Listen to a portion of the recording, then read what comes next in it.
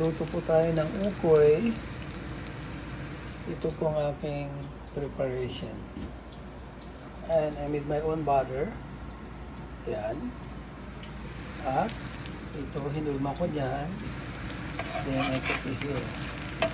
Tapos, susutuhin po natin siya. Flatten it like this siguro para mas maganda. And same thing with this. Dapat ito may shrimp but I don't have time to, prepare the shrimp kasi frozen.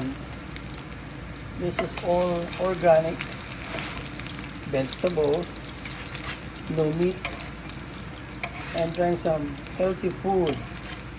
Kaya gumagawa ka ng ukoy na gawa sa organic vegetables. Ayan. Mamaya gagawa na lang po tayo ng suka. There you go. Yun yung isang naluto.